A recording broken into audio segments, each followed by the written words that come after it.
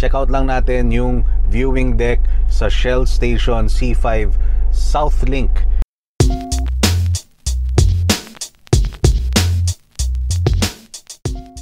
Actually, malapit lang to sa amin, pero ngayon ko lang siya talaga i-check. Right now, it's almost 4:30 PM. Tingnan natin kung ano itsura ng viewing decks.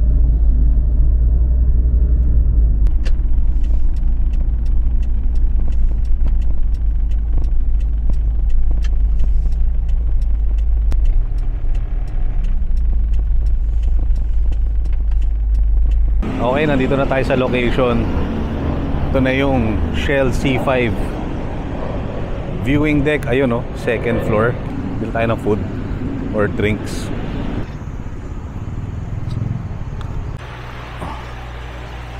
Bili na tayo ng iced tea. So meron pala sila ditong select specials. Ito, i-heat na lang na food. Beef tapsilog, bistek tapsilog, saucy barbecue. Okay oh, may pizza bar. Okay to baka pwede tayong, ito na lang dinner natin mamaya. Oh, meron din silang San Serval, Silvanas.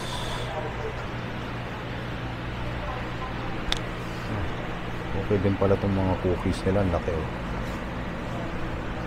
Revel bar, 80 pesos. Uy, not bad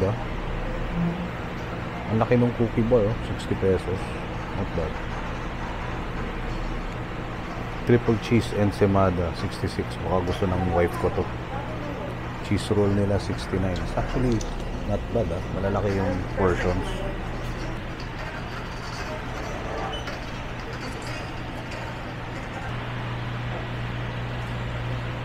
Nakita nyo yun, nakalagay viewing deck. Diyan naakyat for papuntang second floor. Tunay ko to, beef Jamaican. Okay na? Okay na yan. Yeah, thank you. Isa lang. Kasi init nila. And akyat tayo sa viewing deck after. 24 hours ba to open? Pagka, start po siya ng Friday night, Saturday and Sunday. Yun yung maraming tao. Tsaka sa gabi lang po. Okay. Pwede ba magsama ng animal sa taas? Hindi. Yung mga aso? Basta maliit lang sir at tsaka nakadaya po. Pwede. Sige. Okay. Kasi may mga bata rin kasi. Sa bagay. Magkano yung Ferrari? Yung Ferrari na maliit sir, 300. Tapos Okay. ang malaki po, 3,000. 3,000 yung malaki. Ang ganda 1 out of 10th scale na Ferrari. Ko lang. Pang collectible na. Yan. So yung mga maliliit 300 pesos, tapos 3,000 yung malaki. Ganda, solid. Tables and chairs, wall mural. Dito na tayo sa viewing deck. Kaya tayo. Dream.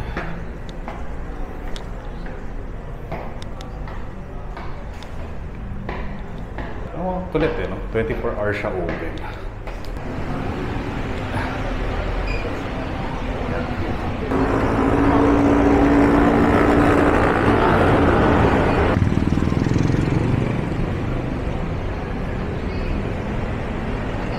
Ayan, naka full zoom ako ngayon.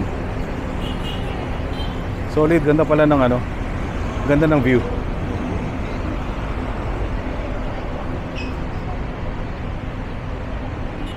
Dapat pala dinala ko yung tripod ko para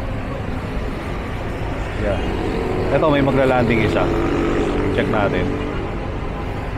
Ayan, nakaland na siya. Pero in person, maganda dito. Maganda tumambay. Fresh air. Ayan kakaland lang.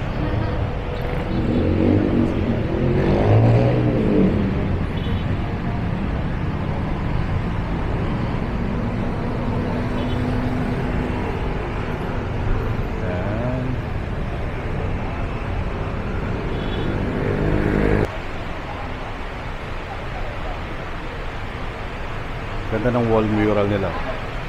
So meron palang section dito na closed. I think tingnan natin. I think aircon niya sa loob. Tapos may Henlin pala. Nice.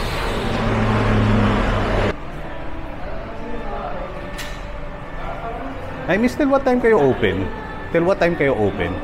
12 to 12. 12 a.m. PM. Hanggang... 12. Okay. Nice. Hindi ko alam na may Henlin pala dito sa taas. Tapos aircon pala to. Itong aircon di pinapatay. Ano lang po, ina-open lang po siya ng 4 PM hanggang 12.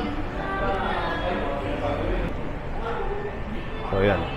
Yung aircon nila is operation hours. Okay hindi ko alam na may aircon pala dito sa second floor. Kala ko open air lahat. So, merienda muna tayo. And pag umabot tayo ng gabi dito, video natin, tingnan natin baka mas maganda yung lights. Yan, meron silang Henlin dito, solid. Kasi isa sa mga favorite ko yan nung high school kami sa CSA. Yan ang isa sa mga best seller talaga sa amin, yung Henlin Cheers. Nasobra niya ata sa ano. Init ang init. Lunat.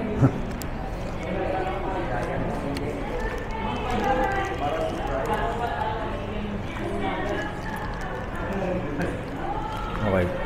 So far, puro bread pa lang nakakain ko.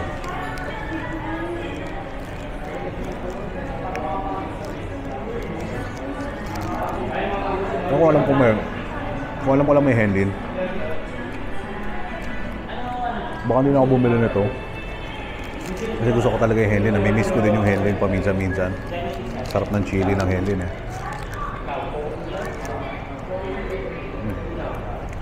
Actually not bad. Masarap naman. Yung nga lang, hindi na siya crispy. Kasi I think may microwave lang nila Masarap siya. Ito yung itsura. So, net.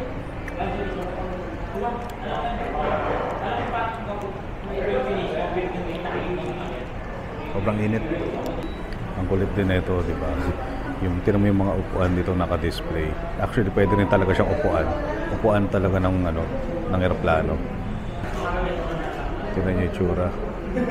Ang eroplano talaga.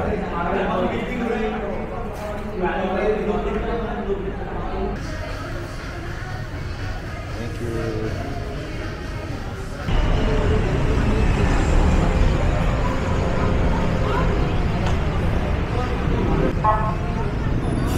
Actually, even though may lights siya, parang hindi mo talaga makikita yung plane makikita mo lang yung shadow ng plane. So, sensya na ito, naka full zoom na, hanggang dito lang kaya nitong DJI Pocket 2. So, but this is what it looks like pag gabi na. Okay, 6 PM. You can see yan, traffic na. And yun lang, hindi lang masyado talaga makita yung mga planes. I don't know, parang mas okay yung views pag sa araw kaysa sa gabi. Pero maganda naman yung ambience. It's not bad. So may makikita nyo may mga pa-landing dito. That's it guys. Definitely not a bad place na tumambay, for sure.